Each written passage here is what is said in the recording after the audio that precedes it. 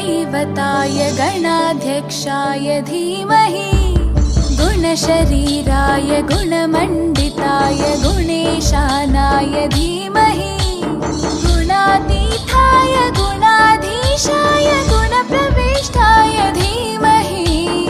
एकदन्ताय वक्रतुण्डाय गौरीतनयाय धीमहि